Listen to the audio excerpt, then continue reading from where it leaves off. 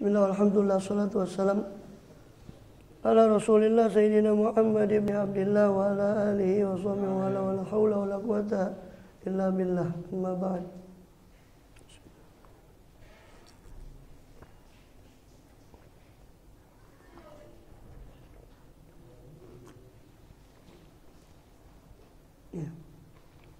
Kita masih melanjutkan pembahasan Ihya Ulumuddin dalam kitab Qawaidul Aqaid, masih dalam Risalah Qudsiyah, syarah daripada Aqidah Ahlussunnah Imam Ghazali. Ihya-nya pada rukun kedua sekarang. Rukun pertama sudah selesai, yaitu ma'rifatul zatillah, al-ilmu bi zatillah. Sekarang al-ilmu bi sifatillah ta'ala. Wa madaru ala asyati usul. Madaru, poros al-ilmu ini, poros pengetahuan tentang sifat Allah ini pada 10 usul, 10 pokok.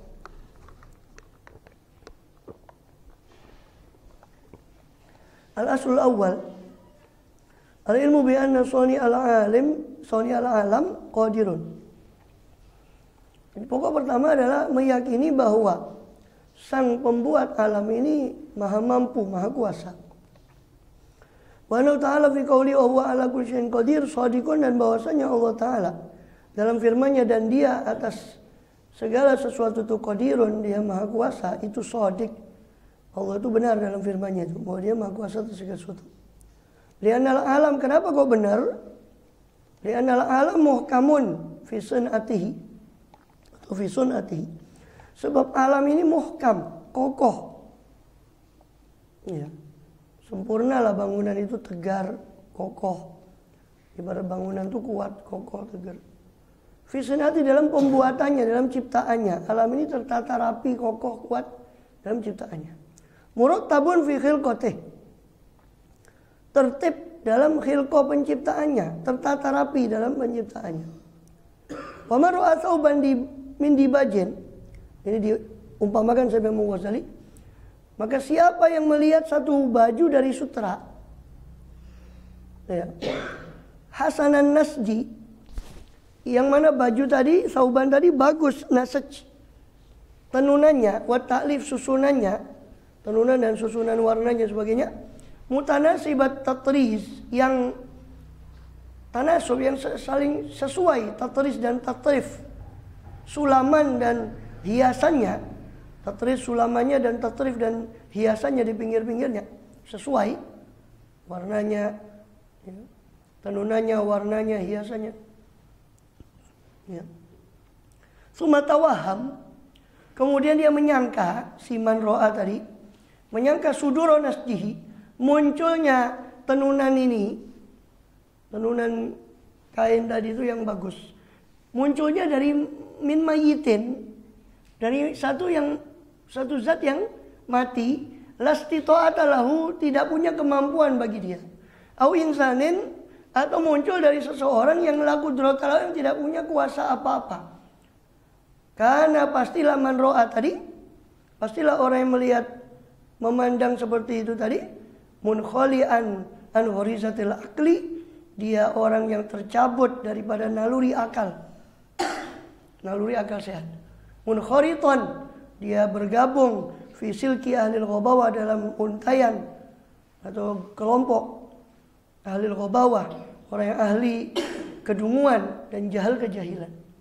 Ya. Dikatakan pengetahuan pertama ini kita mengenal sifat Allah. Pokok pertama ada 10 pokok. Pokok pertama kita mengetahui bahwa Allah itu qadir, maha kuasa. Dan bahwasanya firman Allah bahwa ala kulli syai'in qadir itu benar. Dalilnya benar apa? Kata Imam Ghazali itu. Sebab alam ini kita lihat muhkam, sempurna, kokoh, dengan segala keunikannya, segala kesempurnaan penciptaannya, sampai makhluk-makhluknya satu sama lain. Jangan ingat alamnya, isi alamnya semua kalau diteliti semua muhkam. Maka itu diibaratkan sama Imam Ghazali, kalau orang tidak percaya Allah itu qadir, maha kuasa, Allah bersifat kudrat, itu ibaratnya orang ngelihat satu kain bagus, terus dia enggak, ini dari orang yang enggak qadir, enggak punya kuasa apa-apa. Dia bisa buat ini dari orang yang enggak punya kuasa apa-apa, atau dari mayit. maka kita katakan orang ini sudah tercabut dari naluri akal sehat. Kan betul? Analogi yang simpel untuk sifat kudrat. Itu baru kain. Lah jagat kerat ini.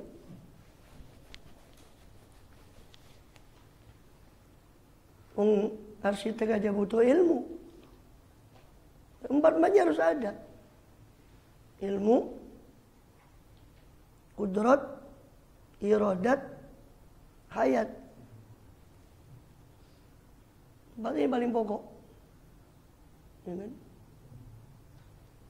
Iradat, ilmu, iradat, kudrat, hayat. Ya. Ilmu, ya. Yang membuat ini kan harus ada informasi tentang bagaimana tidak ada ilmu kemudian membuat. Ini baru sekedar kain. Membuat rumah saja tidak ada ilmunya. Harus ada iradat, kehendak.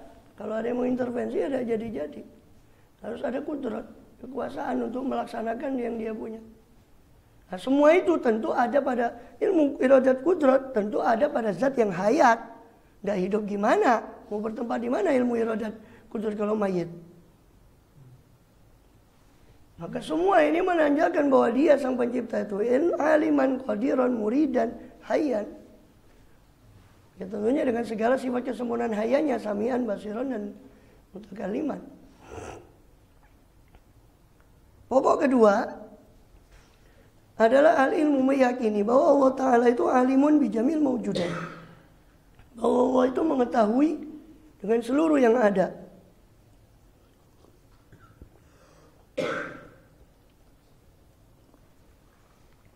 Ya, Allah mengetahui dengan seluruh yang ada.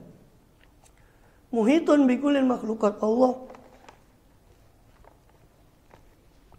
meliputi ilmunya itu dengan segala makhluknya. La ya'zubu an ilmi mithqal dzarrah, tidak luput dari ilmunya Allah itu seberat zarrah pun, fil ardi wala fis sama, di langit dan tidak pula di bumi. Shadiqun fi qaulih, dan Allah itu yang bersifat demikian itu benar. Bahwa Allah Ta'ala itu benar dalam firman-Nya, wa huwa bikulli syai'in alim, dan dia dengan segala sesuatu dia Maha mengetahui. Mursyidun ila sidqihi, dan dia membimbing kepada kebenarannya. Kebenarannya si dia, Allah yang Maha segala itu. Biqaulita, dengan firman-Nya, ala ya'lam man khalaqa, tidakkah dia mengetahui siapa yang mencipta? Wa huwal latiful khabir, dan padahal dialah yang mencipta, yaitu yang Maha al-latiful khabir, yang Maha latif lagi Maha khabir, Maha lembut lagi Maha mengetahui.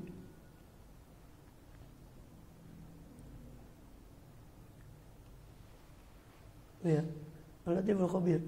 Nanti dijelaskan lebih panjang tentang asma-asma Allah ini di kitabnya khusus, kitab Imam Ghazali namanya Al-Maqsidul Asna fi Syarhi Asma'il Husna, karya Imam Ghazali yang lain tentang Asmaul Husna, syarah tentang penjelasan tentang Asmaul Husna, kitab Imam Ghazali yang lainnya. Ya, Al-Latiful Khabir, dialah yang Maha Latif lagi Maha Khabir. Allah Maha Latif lagi Maha Khabir. Ya. Yani apa hubungannya latif khabir itu? Karena latif itu kan lembut, yang melembut. Karena man ya'lam daqaiq maslahah, oh zat yang mengetahui daqaiq, kelembutan kemaslahatan dan kesulitannya, dan mengetahui apa yang daqqa dan latufa, latif. Ya. Kemudian dia menempuh jalan dalam menyampaikan daripada kemaslahatan itu dengan jalan yang lembut tanpa kekerasan. Maka ketika bertemu kelembutan sifat dengan kelembutan pengetahuan dia akan segala yang lembut, maka latif ini kaitannya dengan alim tadi, latif, yang malah lembut. Ya. Dan juga khabir Khabir itu ibaratnya kalau orang itu khoburo, sudah berpengalaman betul. Khabir. Khibro itu pengalaman. Khabir itu sudah ngerti betul, experience. Sudah. Orang itu sudah sangat berpengalaman. Khabir ya, bukan lagi dia yang cipta. Jadi dia tahu prosesnya. Latiful khabir. Jadi saya kadang kesulitan menerjemahkan latif sama khabir itu yang tepat ya. Sering karena ngikuti yang umum saja lah. Latif itu maha lembut, khabir itu maha mengetahui. Alim yang maha mengetahui. Sebetulnya ada penekanan yang beda antara alim dengan khabir itu. Tapi nggak bisa diterjemahkan mau yang maha ini kepanjangan. Ya. Kemudian arsyadaka ilal istidlal. Allah yang maha mengetahui itu tadi membimbingmu untuk istidlal, mengambil dalil, petunjuk bil khalaq dengan makhluk alal ilmi, atas pengetahuan Allah. Li'annaka la tastaribu fi dalatil khalqil latif. Sebab engkau tidak akan tastarib, tidak akan merasa riba, merasa ragu tentang dalalatil khalqil latif, tentang penunjukan dari sesuatu ciptaan yang latif, yang lembut, dan sun'il muzayyan, dan buatan yang terhias bitartib, secara teratur, walau fi syai'il hakirid dhaif, meskipun dalam sesuatu yang hakirid dhaif, sesuatu yang hina dan lemah, ala soni, ala ilmi soni, atas ilmu, ya, bahwa itu menunjukkan atas pengetahuan sang soni, sang pembuat, bikaifiyati tartib, dengan tentang tata cara penertiban, pengaturan itu tadi, dan tarsif sama penataan, tarsif penataan itu tadi. Ya.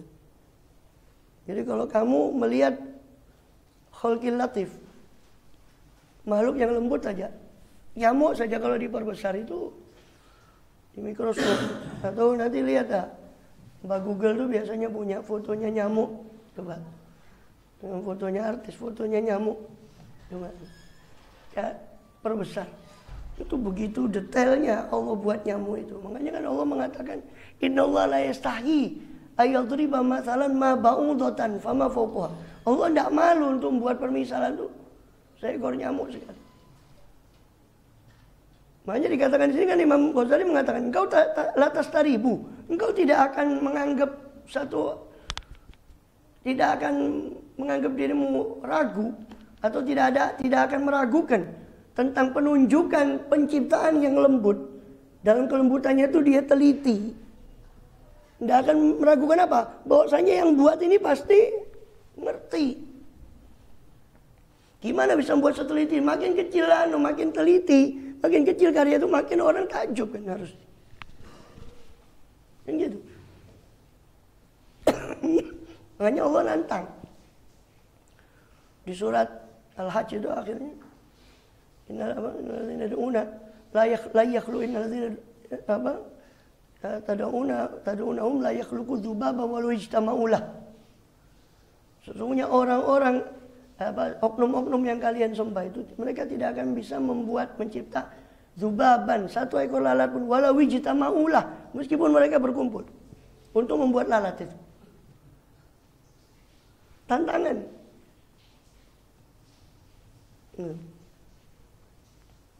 Dan banyak mu'alaf itu yang kalau antum melihat itu, mereka justru melihat kitab Quran ini, ketika dia buka Quran beda dengan kitab-kitab suci lain. Di Quran itu berdialog dengan orang yang membaca itu. Walau ijtama'ulah, mereka oknum-oknum yang mereka sembah itu, yang mereka katakan Tuhan, itu tidak bisa mencipta zubaban, satu lalat pun, walau ijtama'ulah, meskipun mereka berkumpul untuknya.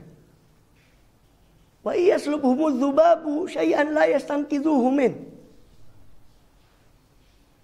Walau seandainya pun ya, zubab itu, lalat itu mengambil sesuatu dari mereka, dari patung itu ada sesuatu terus diambil di patung itu oleh lalat. La yastanqidhuhu min, mereka tidak bisa menyelamatkan diri dari lalat itu. Dha'ufat talib wal matlub. Lemahlah yang meminta dan yang diminta.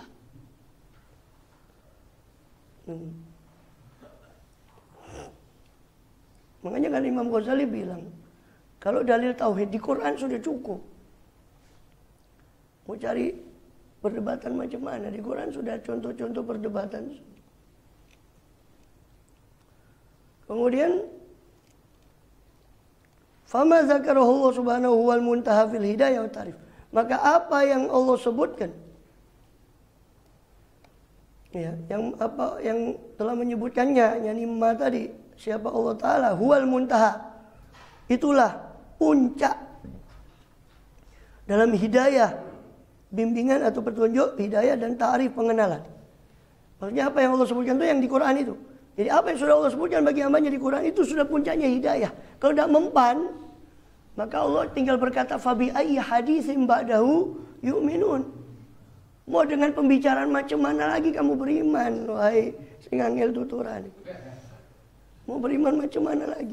Makanya kita kan di akhir mursalat itu kita bilang amanna billah. Setelah kita baca di akhir surah mursalat itu, fabi ayyi haditsin ba'dahu yu'minun, amanna billah. Kami beriman pada Allah Ta'ala. Al-aslu tsalits al-ilmu bi kauni azza wa jalla hayyan.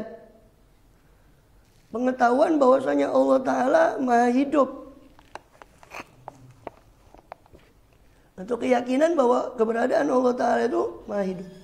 Fa inna man sabata ilmu qudratu sabata bi darurati hayatuh. Ini sebenarnya sudah saya singgung tadi. Sebab zat yang sabata, yang tetap ilmunya dan kudratnya pasti tetaplah dengan secara darurat hayatnya.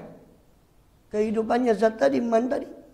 Walau tusuwira, seandainya tergambar, qadirun, satu yang kuasa, alimun yang mengetahui, fa'ilun yang melakukan, mudabbirun yang mengatur, duna yakuna hayyan, tanpa keberadaan dia si qadir, alim dan sebagainya itu hidup, la jaza ayyashukka, maka boleh untuk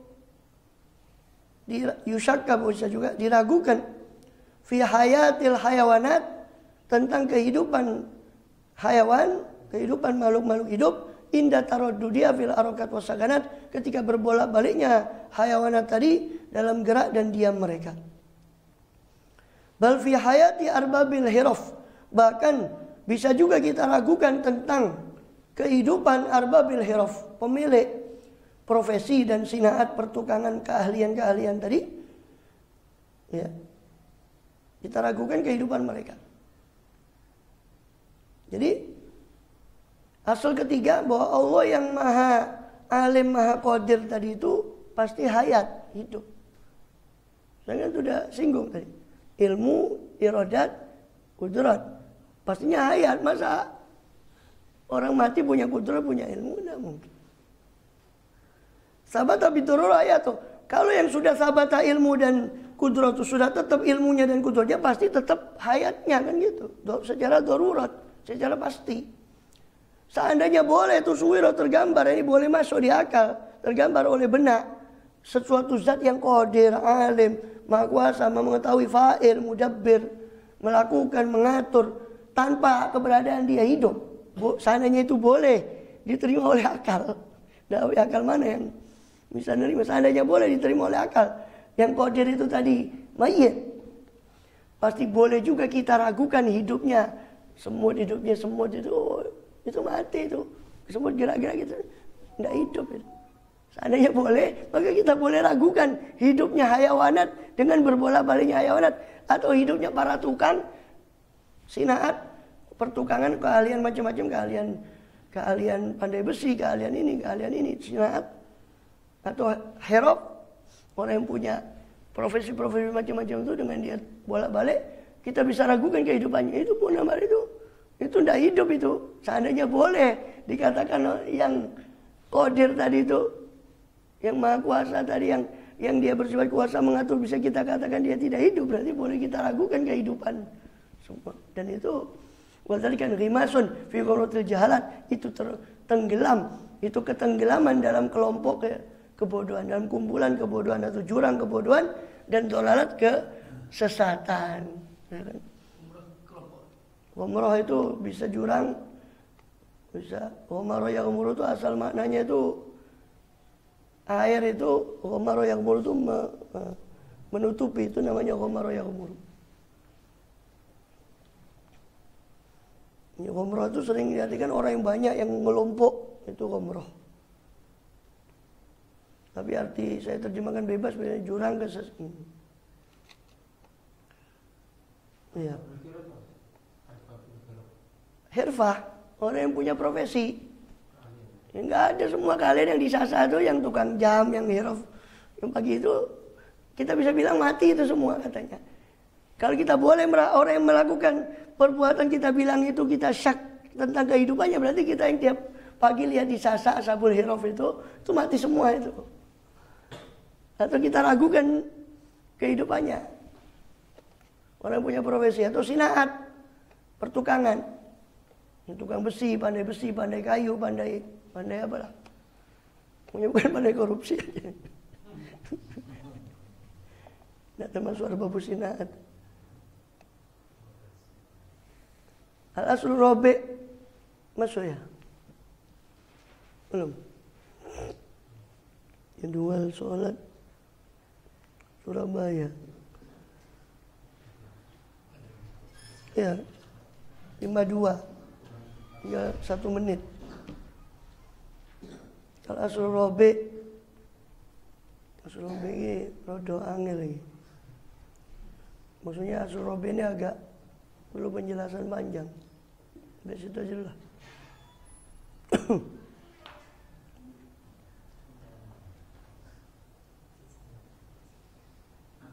Sudah belum? Oh ya. Ya, cukup ya persiapanmu, ha? Kok takutnya tengah-tengah motor pegel. Nyambungnya susah nanti. Ngulang lagi minggu depan.